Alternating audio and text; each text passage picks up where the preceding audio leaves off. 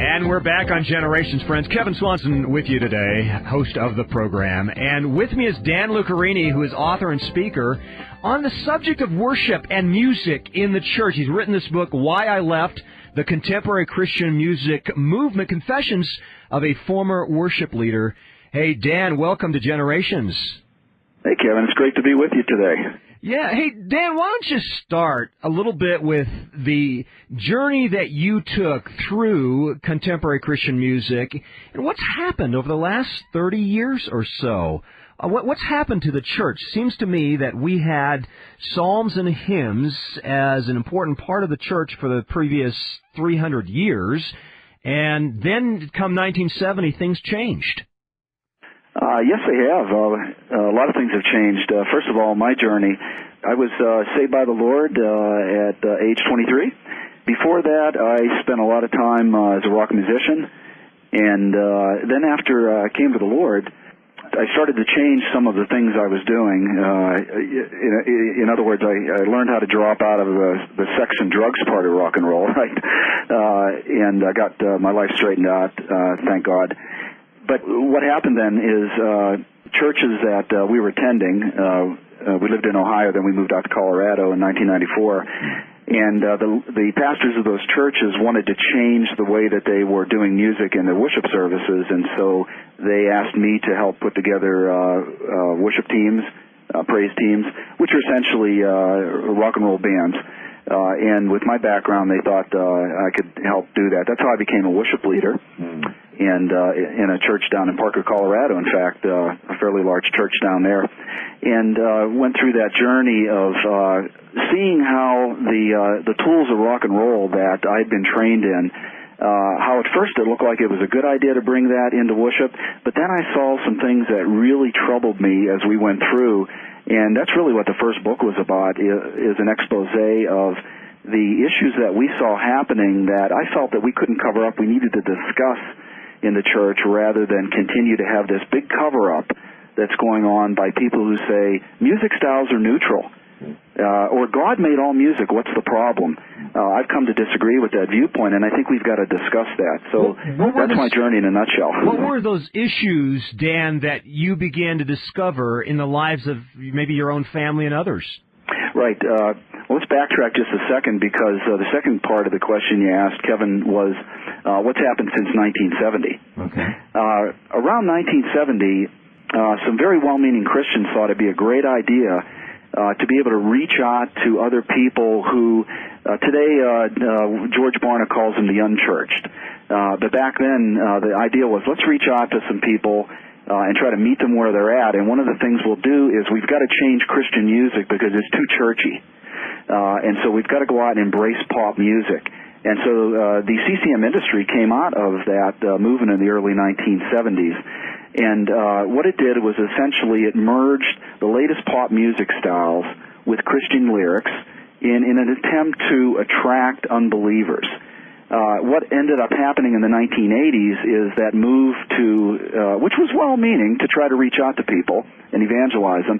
Then it started to move into the church, and folks started to say, well, why can't we just worship God with any pop music style that we feel is okay, because only the lyrics matter?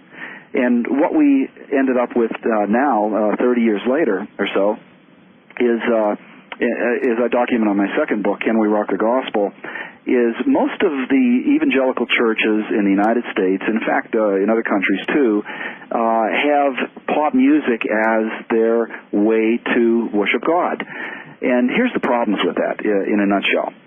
Number one, introducing pop music methods and styles into the worship of God has brought into the church a number of things that I don't believe, and others would agree with me, I don't believe should be affecting our Christian worship. Number one has to do with the individualistic performance styles of American Idol, which we are seeing in our churches today, where we put people on a platform. They become Christian stars. There is no place in Christian worship and assembly for that. That's a very worldly thing. There's only one star in the worship of God, and that's God. right? That's correct. Man is not to be the star on the stage when it comes to God's worship. We are all together, hopefully, worshiping God himself and putting God on the throne and worshiping him. So what do we got here, a man-centered approach versus a God-centered approach, Dan? I think so, and we have to be careful because the man-centered approach has plagued the church since the very beginning. We can go back to Paul's letters and read about the struggles they had with people coming in 1 Corinthians chapter 14, people coming into an assembly and just insisting that they had to bring what they thought was important. And Paul made it very clear it's not about each one of us. It's about coming together and preferring one another in love when we assemble together. The rock music idiom is totally opposite of that, and it's infiltrated the church with the belief that we need to have Christian stars. Yeah. And the problem is the Christian stars will step back and say, it's not about me. But, 95% of the time it was about us when we're up there performing. And we have to go through this trying to deflect the praise to God all the time, which is the first thing that should say, maybe there's something wrong here. We also have issues, Kevin, of what comes into a church when we embrace pop music styles. The dress of young people starts to change. And then we have to compromise and say, well, it doesn't really matter what your appearance is like on the outside. It's what's in your heart that matters. Well, that's true, right? Not really, because God's interested in every part of us, right? Yeah, but Jesus actually said, right, that it's what comes out of the heart that defiles us, and we see that in evidence of how we behave, what comes out, and how we act. And so the bottom line issue, Kevin, that we write about and what we talk about is that there has been a tremendous offense brought into many church bodies and many church families by well-meaning Christians who are sincere that think that they've got to have pop music as part of their worship. And it offends terribly and drives people out of churches. It splits churches in an unbelievable way. Yeah, Dan, when it comes to worshiping God, we want to come to God with the utmost fear, reverence, and respect that we can bring to him. And I wonder sometimes if we are using a form that we have learned that does not reflect a respect and reverence and an awe for anybody, but ourselves perhaps. I wonder if we can use that form in the worship of God. Do people really believe that some of these music forms used in worship expresses a fear and reverence of Almighty God? I don't think people are really thinking about that, Kevin. I think that they just sort of go along with the leadership. Because you're a pastor of a church.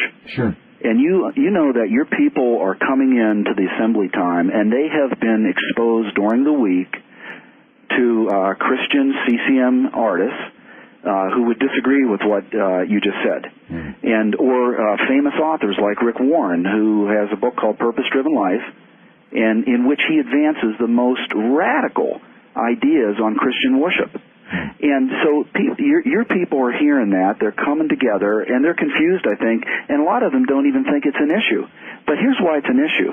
It doesn't take a scholar to figure out very quickly that, for example, the rock music style, an idiom's way of expressing yourself, right, is antithetical in every single way as a media message format to Christian living and to the worship of God. Everything about it, from the very creation of it, and this is what we documented in the second book, Can We Rock the Gospel?